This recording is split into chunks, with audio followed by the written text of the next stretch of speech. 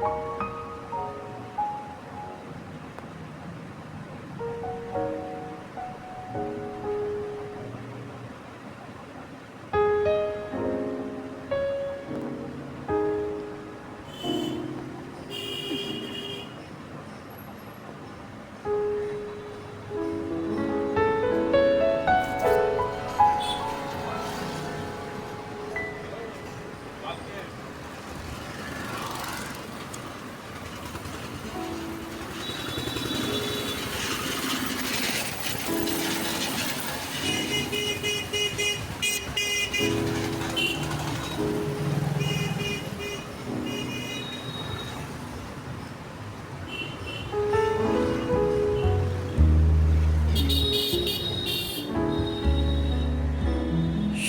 সকাল আমার প্রিয় বন্ধুরা, কেমন আছো তোমরা সবাই? আশা করছি ভালো আছো, সুস্থ আছো। আর এখানে দেখো একটা মা কালীর মন্দির। মা কালীর মুখটা না কি মিষ্টি, কিন্তু না তোমাদের সেভাবে দেখাতে পারলাম না। কোনো দিন যদি সুযোগ হয় তোমাদের নিশ্চয়ই দেখাবো। আর দেখলে মানে হঠাৎ করে এত গাড়ি চলে এলো চারিদিক থেকে, আমি দুপা হেঁটে রাস্তাটা ক্রস করে গলির মধ্যে ঢুকবো সে উপায় ছিল না আমার। যাই হোক, বাড়ির দিকে চলে এলাম। দুপুরে রান্না আছে। আসলে মেয়েকে ড্রয়িং ক্লাসে দিয়ে বাড়ির দিকে এখন যাচ্ছি।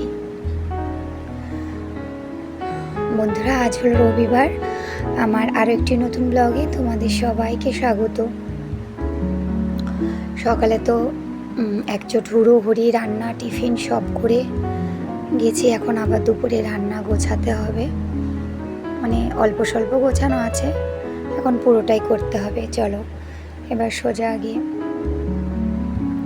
আচ্ছা, আজকে তো চিকেন হবে, রবিবার মানে চিকেনটা ধুয়ে টুকটাক কিছু কাজ গুছিয়ে আমি স্নান করে ছাদে এলাম। আর দেখছি কতগুলো কুকুর ঢুকে গেছে আমাদের বাড়িতে, জানো? কুকুরগুলো মানে মারামারি করছে, হয়তো কি চিৎকার করছে। কয়েকটা কুকুর এক জায়গায় হলে যা হয়, চিল্লা মিল্লি মারামারি তো বেঁধেই যায় ওদের, তাই দেখছিলাম। আর গতকালকে তো শনিবারে মেয়ের স্কুলের ড্রেসগুলো ধুয়ে দিয়েছিলাম, মানে শনিবার করেই আমি মেয়ের স্কুলের ড্রেসগুলো ধুয়ে দিই। শনিবার রবিবার দুদিন মিলে ভালোভাবে শুকিয়ে যায়। আর তোমরা বুঝতে পারছো আমার গলার আওয়াজ এখনও ঠিক হয়নি। যাই হোক, কতদিনে ঠিক হয় দেখা যায়। আর এখন তো এরকমই, জ্বর সর্দি কাশি যাই হোক না কেন সহজে তোমাকে ছেড়ে যাবে না, এরকম একটা ব্যাপার। মানে সর্দি কাশি এত ভালোবেসে ফেলেছে আমাকে, এই আর কি।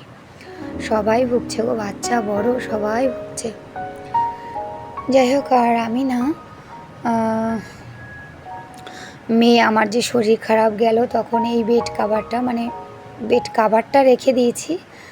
বালিশের কাভারগুলো আজকে ধুয়েছি। এই বেড কাভারটাই তো পাতা ছিল, এবার সেটা তুলে রেখেছিলাম। মেয়ের যখন জ্বরটা সেরে গেল তুলে রেখে আবার নতুনটা পেতেছি আর কি, ধোয়া কাচাটা পেতেছিলাম। তাই এগুলো তো শরীর খারাপের জন্য ধোয়াই হয়নি। তা একবারে না বিছানা চাদরটা নিলাম না, তাহলে আমার একটু কষ্ট হয়ে যায় আর কি। এখন শরীরটা একটু উইক আছে, খাওয়া নেই দাওয়া নেই, তাই ভাবলাম আজকে শুধু বালিশের কাভার, টাওয়াল আর রোজের জামা কাপড় তো থাকেই, এ কটাই আজকে ধুয়ে নিই। আর বিছানা চাদরটা পরের দিন ধোবো। চলো জামা কাপড়গুলো এখন মেলে দিয়ে এখন নিচে যাব।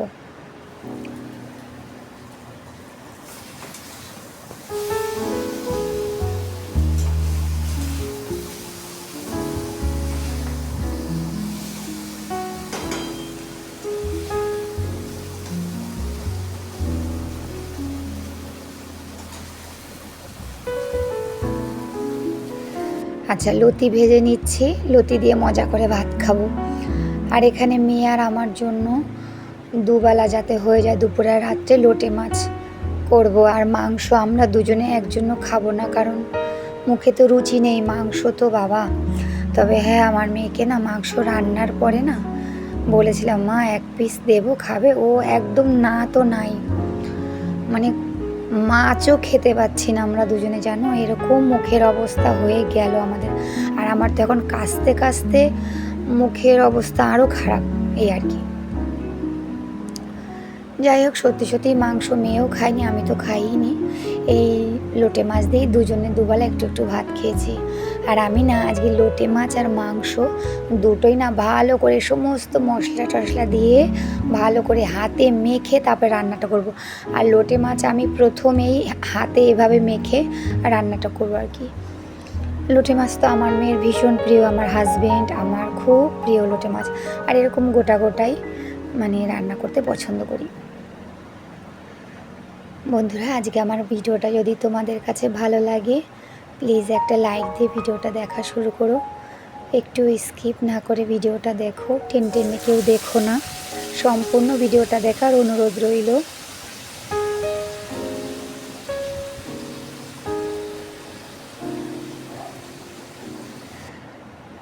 কমেন্ট করো ভিডিওটা কেমন লেগেছে, আপনজন পরিজনদের কাছে শেয়ার করে দিও। সম্পূর্ণ ভিডিওটা দেখার অনুরোধ রইল। আর ভিডিওটা যদি খুব ভালো লেগে থাকে তাহলে নতুন বন্ধু হয়ে থাকলে অবশ্যই আমার চ্যানেলটি সাবস্ক্রাইব করে আমার পাশে থেকে যেতে পারো। আর সম্পূর্ণ ভিডিওটা দেখার অনুরোধ রইল, কেউ টেনে টেনে ভিডিওটা দেখো না। আমি তোমাদের সবার ভিডিও সম্পূর্ণ ফুল ওয়াচ করে দিই, একটা লাইক দিয়ে ভিডিওটা দেখা শুরু করি। লোটে মাছটা হয়ে গেল, একভাবেই ঢাকা দেওয়া ছিল। আর হ্যাঁ, থেকে থেকে একটু ঢাকাটা খুলে দেখছিলাম কতটা কী হলো। মাছটা রান্না হয়ে গেল, এবার একটু বেশি করে ধনেপাতা দিয়ে দেবো। আর লোটে মাছ তোমরা এভাবে গোটা গোটা কে কে খেতে পছন্দ করো আমাকে কমেন্ট করে নিশ্চয়ই জানিও। অনেকে বহু মানুষ আছে, মানে অনেক মানুষই শুনেছি, আমার বাড়ির আশপাশেও আছে, মানে ঝুরি ভাজার মতন করে খায়। ওটা আবার আমরা কোনোদিনই খাইনি, এরকমই খেয়েছি। আচ্ছা, লোটে মাছটা হয়ে গেলে এবার আমি মাংসটাও ম্যারিনেট করে নেব। সমস্ত কিছু এখানেও সমস্ত মশলা দিয়ে আমি ভালো করে মেখে মাংসটা বসাবো। আর এটা ঠিকই, মানে রাস্তাঘাটে না গাড়ির জন্য চলা খুব মুশকিল বাবা। মানে কি বলবো, মেয়ে নিয়ে যখন স্কুলে যাই না তখন খুব ভালো বুঝতে পারি কত যে গাড়ি চলে রাস্তায় বাবা। আর সব থেকে মানে খারাপ এটা লাগে, এক একজনে এমনভাবে কানের সামনে এসে গাড়ির হর্নটা দেবে না, তখন পুরো মাথা গরম হয়ে মনে হয় মাথা আগুন হয়ে গেল। আর কানের পর্দা মনে হয় ফুটোই হয়ে গেল, এরকম একটা অবস্থা। মানে এমনভাবে আচমকা এসে ভয়ই পেয়ে যায়, আচমকা এসে গাড়ির হর্নটা দেয়। কেউ আবার অনেকে কত সুন্দর গাড়ি চালিয়ে যায় পাশ দিয়ে, বেশ ভালো লাগে। মানে এটাই তো উচিত, তাই না বলো? রাস্তাঘাটে চলার অধিকার সবার আছে, যে হেঁটে যাবে, যে সাইকেল, যার গাড়ি, সবাই চড়বে, কিন্তু সবাইকেই সবার কথা ভেবে রাস্তাঘাটে চলতে হয়। কত তো বিপদ আপদ চলে আসে। আর আমি দু পা হেঁটেই গলিতে আসবো, সেইটুকু পার হতে মানে দিব্যি ফাঁকা আসছিলাম রাস্তা দিয়ে হেঁটে, তোমরা দেখলে। হঠাৎ করে যেই রাস্তা পার হতে যাব অমনি কত গাড়ি চলে আসলো। যাই হোক, মাংসটা মাখা হয়ে গেল। আসলে বরকে বলেইছিলাম যে বাড়িতে যারা আছো তোমরা মাংস যদি খাও অল্প করে এনো, আমি করে দেবো, কিন্তু আমি আর মেয়ে কিন্তু খাবো না। যাই হোক, বর তো আনতে চাইনি, কিন্তু আমিই বললাম রোববার করে তো শুধু মাংস আর খাও তোমরা, আমি করে দেবো।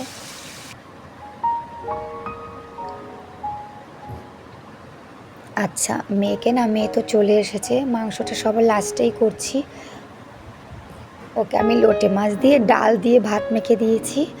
আচ্ছা, ডাল করেছিলাম, আর একটা কিছু ভাজা ছিল, ওই ডাল দিয়ে ভাত মেখে দিয়েছি। আর একটুখানি লোটে মাছ দিয়েছি, একটু আলু দিয়েছি, একটু মানে তরকারিটা একটু দিয়েছি। ও আস্তে আস্তে খাচ্ছে।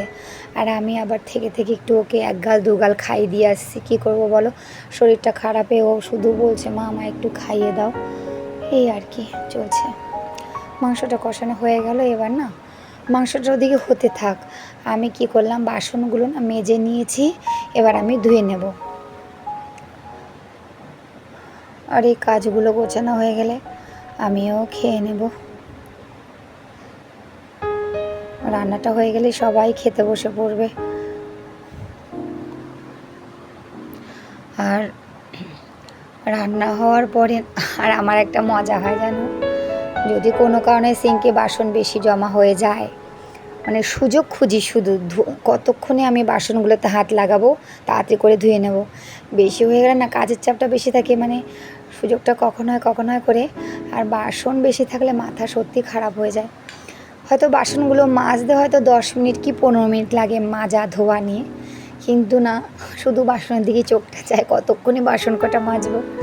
যাই হোক, আমি অল্প করে একটু গুঁড়ো গরম মশলা ছিল দিয়ে দিলাম।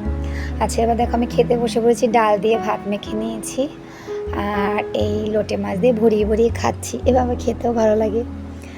আর সাথে আমার বাবার বাড়ির কাগজি লেবু আছে, তোমরা তো ব্লগে দেখেছিলে কত কাগজি লেবু আর আম, প্রায় 10-12 কিলো আম ছিল জানো। আমের গল্প তোমাদের সাথে বলাই হয়নি, মেয়ের শরীর খারাপ নিয়ে এমনভাবে পড়ে গেলাম।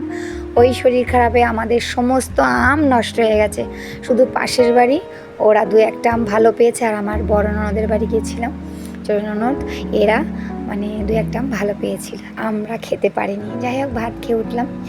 এবার বিকেল কটা বাজে জানো, এখন 6টা বেজে গেছে। বান্ধবী ফোন করেছিল, বলে চল না একটু পার্কে যাই, অনেক দিন ধরে পার্কে বাচ্চাদের নিয়ে আসি না।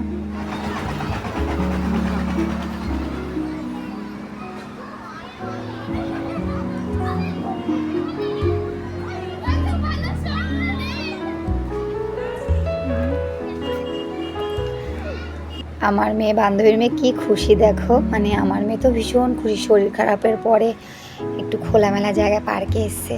আর এই পার্কটা না খুব ছোট জানো, পার্কে সব আছে, আর আমি আর আমার বান্ধবী এই বেঞ্চে বসে গল্প করছি সুখ দুঃখের, আর বাচ্চারা সব হই হুল্লোড়, দোলনা চড়ছে, ঢেকি চড়ছে, স্লিপ চড়ছে, এই করছে। আর এখানে দেখো বড় একটা জিরাফের মূর্তি বসানো আছে, কিছু টুকটাক কিছু মূর্তি বসানো। আর এখানে আমার সব থেকে প্রিয় আমার ভোলা বাবার মন্দির, দেখো সামনে থেকে তোমাদের দেখাতে পারলাম না। এই মন্দিরটার জন্যই না আমার এই পার্কটা আসতে ইচ্ছে করে। আর মন্দিরের পাশে একটা মানে মঞ্চর মতন করা আছে, ওখানে কিছু বয়স্ক মহিলারা গল্প করছিলেন। যাক, বাচ্চারা মজা করছে, এটাই অনেক। আর আমি আর আমার বান্ধবী একটু সুখ দুঃখের গল্প করছিলাম, মানে অনেক দিন বাদে 2 বান্ধবী এক জায়গায় হলাম, বুঝেছো, মানে যা হয় আর কি, কত কথাই না জমে থাকে বলো। যাই হোক, দেখো জিরাফটা কত বড়। চলো এবার বাড়ির দিকে যাই, সন্ধে কিন্তু লেগে গেছে, মন্দিরে সন্ধে দেওয়া শুরু হয়ে গেছে, আমরাও বেরিয়ে পড়েছি। এখন আবার একটু গল্প করতে করতে, আমার মেয়ে, বান্ধবীর মেয়ে, ওরা দুজন গল্প করতে করতে সামনে যাচ্ছে আর আমরা দুজনে পেছনে যাচ্ছি। চলো ভিডিওটা এখানেই রাখি, বাড়ি গিয়ে সন্ধে দেবো। ভিডিওটা কেমন লাগলো তোমরা কমেন্টে অবশ্যই জানিও। তোমরা এতক্ষণ পর্যন্ত ধৈর্য ধরে যারা আমার ভিডিওটা দেখেছো, তোমাদের সবাইকে অসংখ্য ধন্যবাদ। এভাবে আমার পাশে থেকো, আমিও তোমাদের পাশে সবসময় থাকবো। ভিডিওটা এখানে রাখি, তোমরা সবাই ভালো থেকো, সুস্থ থেকো, সাবধানে থেকো।